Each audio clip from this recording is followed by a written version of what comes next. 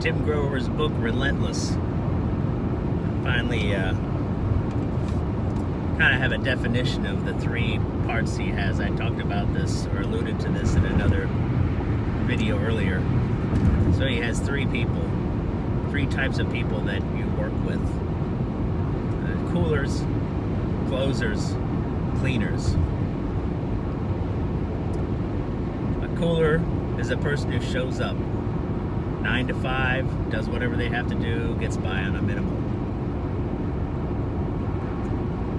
A closer is a person when it gets to the end, you need to close. If you've ever seen in baseball, they'll bring in a pitcher. He's called a closer. He finishes out the last innings. He closes out the game. He wins the game. A closer is a person who shows up when the time is needed. And that's what most people are. They're coolers or closers. Then there's that extraordinary person. And that's the Michael Jordans, the Kobe Bryants, and they're called cleaners.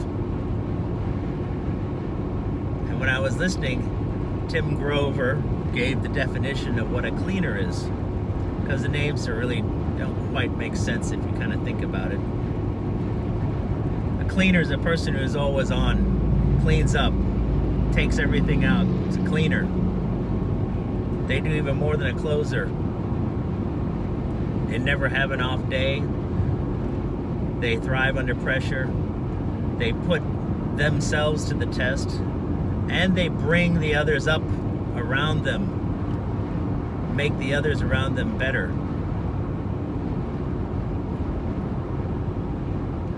The other thing that a cleaner does is a cleaner is never satisfied with their accomplishments and what they do.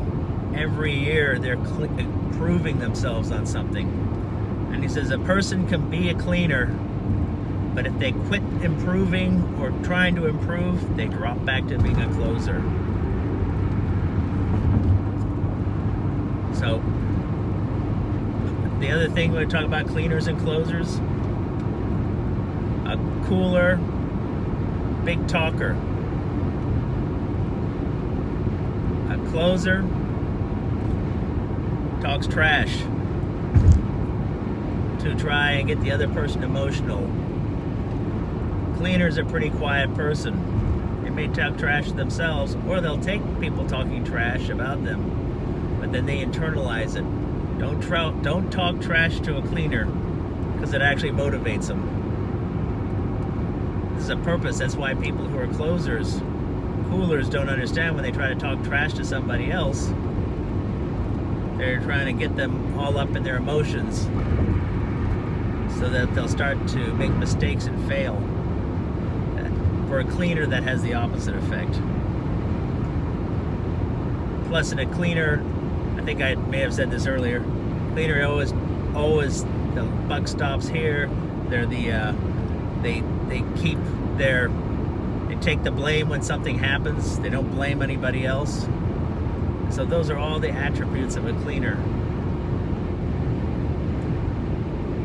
You may have some of the attributes, and you're going to see what some of the attributes. But I think the other interesting thing is, once you know what the attributes are, is you can start to look at other people and see where they fit in. Because I think sometimes we have very high expectations of people. But if a person is just a cooler, a 9 to 5er, yes, they can become more, but it's going to have to be you that motivates them to be more. If you can't motivate them, and you're a cleaner, then you've got an issue.